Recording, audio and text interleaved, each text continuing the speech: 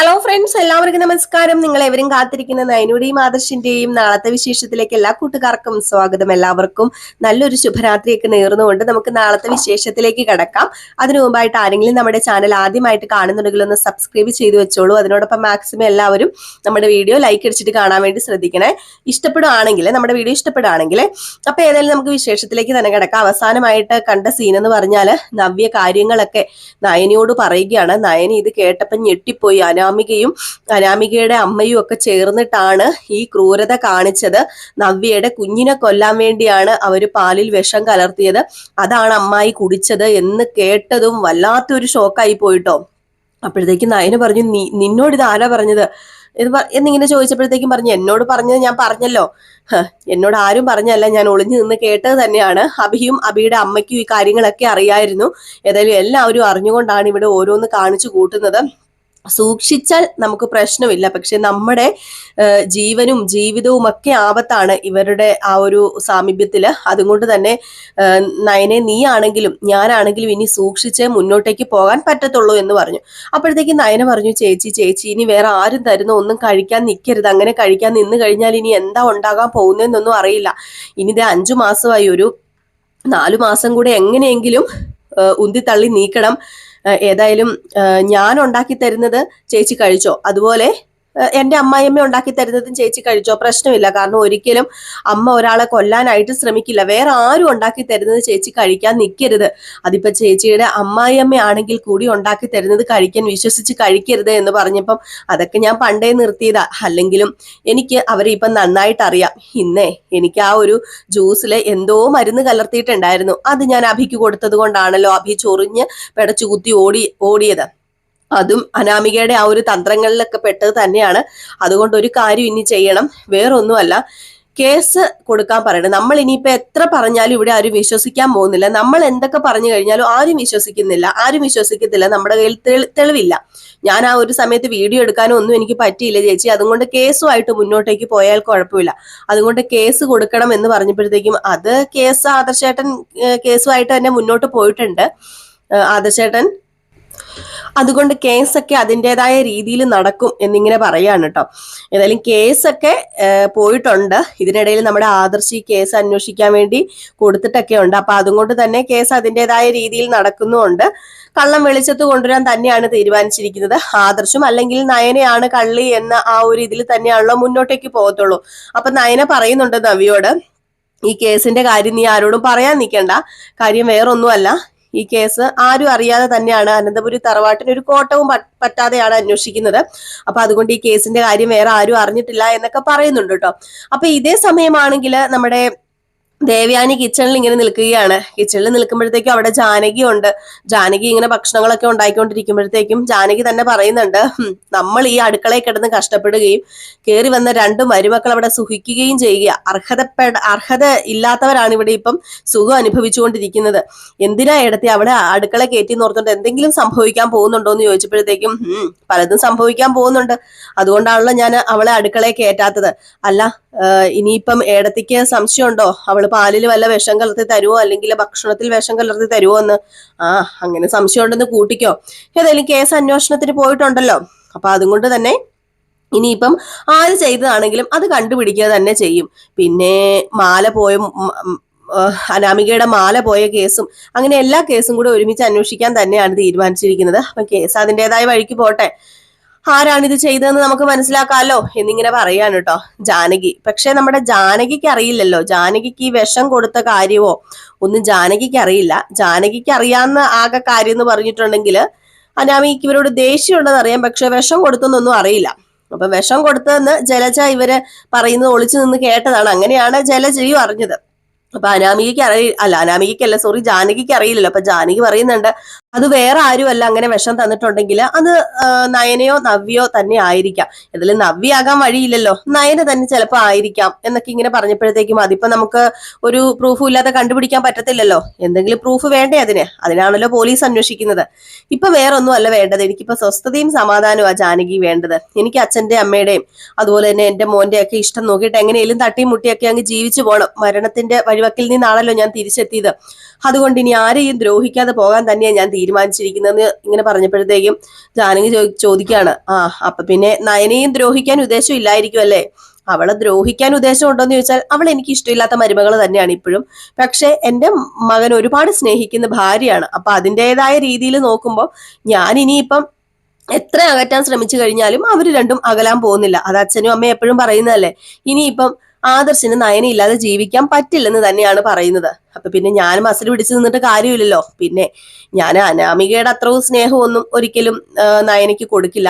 അതിനെനിക്ക് കഴിയത്തുമില്ല. കാരണം ഞാൻ അംഗീകരിക്കാതെ കയറി വന്ന മരുമകളാണല്ലോ ജാനകി എന്നൊക്കെ ഇങ്ങനെ പറയാണ്. ഏതായാലും ഈ ഒരു സീൻ കഴിഞ്ഞ് പിന്നെ കാണിക്കുന്ന സീൻ എന്ന് പറഞ്ഞാൽ നമ്മുടെ നവ്യ നേരെ നന്ദുവിന്റെ അടുത്തേക്ക് ചെല്ലുന്നുണ്ട്. അങ്ങനെ നന്ദു ചോദിച്ചു, എന്തിനാ എന്നെ വിളിച്ചു വരുത്തിയത് എന്നിങ്ങനെ ചോദിക്കുകയാണ്. അങ്ങനെ അവിടെ വെച്ച് സംസാരിക്കാൻ പറ്റത്തില്ലല്ലോ, നന്ദുവിനെ അങ്ങോട്ടേക്ക് വിളിച്ചു വരുത്താൻ പറ്റത്തില്ലല്ലോ. അപ്പൊ അതുകൊണ്ട് തന്നെയാണ് നമ്മുടെ നവ്യ നന്ദുവിനെ വേറെ ഏതോ ഒരു സ്ഥലത്ത് വെച്ച് ഇങ്ങനെ ഇവര് മീറ്റ് ചെയ്യുകയാണ്. അപ്പൊ നന്ദു ചോദിച്ചപ്പോഴത്തേക്കും പറഞ്ഞു, വേറെ ഒന്നുമല്ല, അവിടെ എല്ലാ കള്ളത്തരവും ചെയ്യുന്ന അനാമിക തന്നെയാണ് അന്ന് പാലിൽ വിഷം കലർത്തിയതും. അത് വേറെ ആർക്കും വേണ്ടിയല്ല, എല്ലാവരും വിചാരിച്ച പോലെ തന്നെ എനിക്ക് തരാൻ വേണ്ടി തന്നെയാണ് അവൾ അത് ചെയ്തത്. അവൾ ആ ക്രൂരത ചെയ്തതെന്ന് പറഞ്ഞപ്പോഴത്തേക്കും ഇതെങ്ങനെയാ ചേച്ചി അറിഞ്ഞതെന്ന് ഇങ്ങനെ ചോദിക്കാണ് നന്ദു. അപ്പം നമ്മുടെ നവ്യ പറയുന്നുണ്ട്, അത് ഞാൻ അറിഞ്ഞത് വേറെ ആരുടെയും വായിൽ നിന്നല്ല, എന്റെ ഭർത്താവും എന്റെ അമ്മായിയമ്മയും കൂടെ പറയുന്നത് ഞാൻ കേട്ടതാണ്. എന്റെ ഭർത്താവിനും അമ്മായിയമ്മയ്ക്കും ഇതിൽ പങ്കില്ലെങ്കിലും അവർക്ക് ഇത് അറിയാഞ്ഞിട്ടും അവരിത് മറച്ചു വെക്കുന്നുണ്ടല്ലോ. അപ്പൊ അവർക്കും എന്റെ ജീവൻ എടുക്കാനുള്ള താല്പര്യമുണ്ട്. അപ്പൊ അതുകൊണ്ടാണ് അത് അവര് അങ്ങനെയൊക്കെ ചെയ്യുന്നതെന്ന് പറഞ്ഞപ്പോ ചേച്ചി എങ്ങനെ ചേച്ചി ആ വീട്ടിൽ നിൽക്കുന്നത്? ഇങ്ങനെ മരണത്തിനോട് മല്ലടിച്ച് എപ്പോഴാ മരിക്കുക എന്നൊന്നും അറിയത്തില്ലാതെ മനുഷ്യർ ഇങ്ങനെ കൊല്ലാൻ തുടങ്ങിക്കഴിഞ്ഞാല് ചേച്ചി എങ്ങനെ അവിടെ ജീവിക്കും? ഇത് നയനേച്ചിയോട് പറഞ്ഞു എന്ന് ചോദിച്ചപ്പം നയനയോട് ഞാൻ പറഞ്ഞായിരുന്നു, നയനയോട് പറഞ്ഞിട്ടുണ്ട്. ഏതായാലും കേസൊക്കെ അന്വേഷണം പോകുന്നുണ്ടല്ലോ, ഇനിയിപ്പോ എന്തൊക്കെ പറഞ്ഞാലും വിശ്വസിക്കത്തില്ല, ആരും വിശ്വസിക്കത്തില്ല, ഒരു തെളിവുമില്ല. അപ്പൊ പിന്നെ തെളിവ് സഹിതം കൊണ്ടുപോയി കാണിച്ചാലല്ലേ ഇതിന് ഒരു ഇതുണ്ടാകത്തുള്ളൂ. ഏതായാലും മോളെ, എല്ലാവർക്കും തെറ്റുപറ്റി. അനാമിക അല്ലായിരുന്നു ആ വീട്ടിൽ കയറി വരേണ്ടത്, മോള് തന്നെയായിരുന്നു. പക്ഷെ മോൾ ആ വീട്ടിൽ കയറി വന്നു കഴിഞ്ഞിട്ടുണ്ടെങ്കിൽ ഞങ്ങൾ അനുഭവിക്കുന്ന അതേ വേദന മോളും അനുഭവിക്കും. അതുകൊണ്ട് മാത്രമാണ് ഞങ്ങളത് തടഞ്ഞത്. പക്ഷെ അതിപ്പം വലിയൊരു തെറ്റായിട്ട് തന്നെയാണ് എനിക്ക് തോന്നുന്നത് എന്നൊക്കെ പറയാണ്. എന്നിട്ട് അനാമികയുടെ കുറ്റം ഇങ്ങനെ പറഞ്ഞു കഴിഞ്ഞപ്പോഴത്തേക്കും നന്ദു പറയുന്നുണ്ട്, അവളെ കുറ്റം പറഞ്ഞിട്ട് കാര്യമില്ല. അവളെ വളർത്തി വലുതാക്കി വഷളാക്കിയ അവളുടെ മാതാപിതാക്കളെയാണ് പറയേണ്ടത്. നോക്കിക്കോ, രണ്ടുപേർക്കും ഇന്ന് ചാകരയായിരിക്കും. അവർക്ക് താക്കീതും കൊടുക്കേണ്ടതും തട്ടു കൊടുക്കേണ്ടതും. അല്ലാതെ അനാമികയ്ക്ക് അടി കൊടുത്തിട്ട് ഒരു കാര്യമില്ല എന്നിങ്ങനെ പറയാം. അപ്പൊ അനാമികയ്ക്ക് അടി കൊടുത്ത കാര്യം നമ്മുടെ നയന പറഞ്ഞായിരുന്നു. ഏതായാലും നമ്മുടെ നന്ദു എന്ത് ചെയ്യുന്നത്, കുറെ കൂട്ടുകാരന്മാരെയൊക്കെ വിളിച്ച് വരുത്തിയിട്ട് ഒരു സ്ഥലം വരെ പോകണം. ഏതായാലും ഹെൽമെറ്റ് ഒക്കെ വെച്ചോണം, എല്ലാവരും ഒരു സ്ഥലം വരെ പോകണം. രണ്ടുപേരെ ഇല്ലാതാക്കാൻ മീൻസ് രണ്ടുപേർക്കിട്ട് കൊടുക്കാനുണ്ട്. ഏതായാലും ഒരു സ്ഥലം വരെ പോകണമെന്ന് പറഞ്ഞ് രാത്രി ഇവന്മാരെയും കൂട്ടി പോവുകയാണ് വേണുവിന്റെയും രേവതിയുടെയും വീട്ടിലേക്ക്. അങ്ങനെ അവിടെ ചെല്ലുന്നു, അവിടെ ചെന്ന് ഇറങ്ങുന്നു, പിന്നെ അടിക്കുന്നു. പെട്ടെന്നായിരുന്നു എല്ലാ സംഭവം. അപ്പൊ ആദ്യം വേണുവാണ് ഇറങ്ങി വരുന്നത്.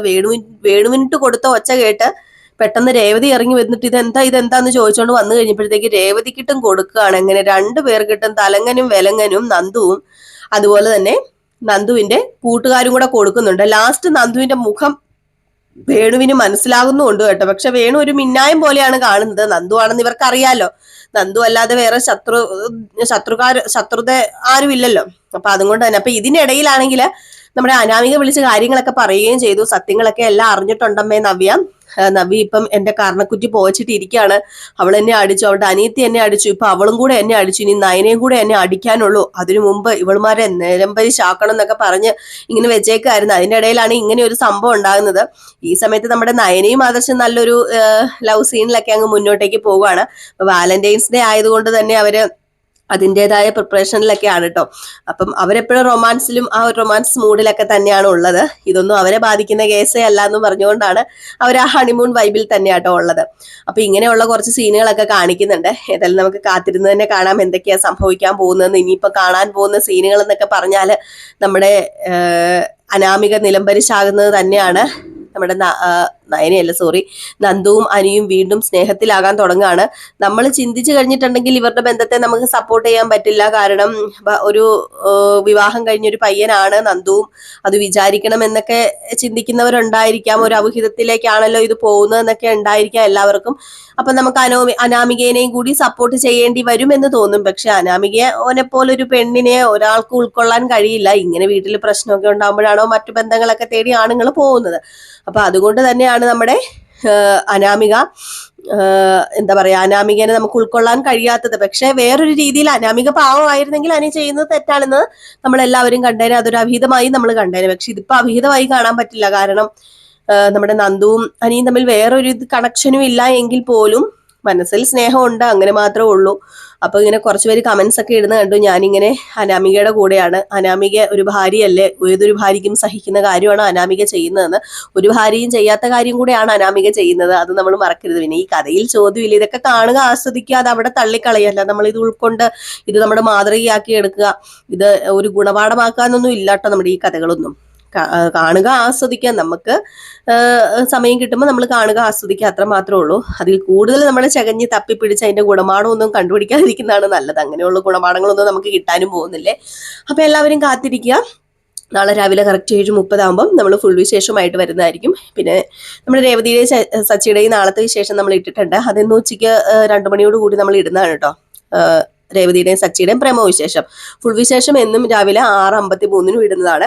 പിന്നെ നമ്മുടെ അപ്കമിങ് വിശേഷങ്ങൾ നമ്മൾ ഇടുന്നുണ്ട്. റിയൽ സ്റ്റോറി എന്ന് പറയുന്ന ഒരു ചാനലിലാണ് അപ്കമിങ് വിശേഷം ഇടുന്നത്, നയനയുടെയും ആദർശിന്റെയും. അതുപോലെ തന്നെ സച്ചിയുടെയും രേവതിയുടെയും അപ്കമിങ് വിശേഷം ഇടുന്നത് വേറൊരു ചാനലിലാണ്. അപ്പൊ അതിന്റെയൊക്കെ ലിങ്ക് വേണമെങ്കിൽ നിങ്ങൾ ചോദിച്ചാൽ മതി, ഞാൻ തരാം. അപ്പൊ എല്ലാവർക്കും വീണ്ടും നല്ലൊരു ശുഭരാത്രിയൊക്കെ നേർന്നുകൊണ്ട് നിർത്തുന്നു. Tata, bye bye.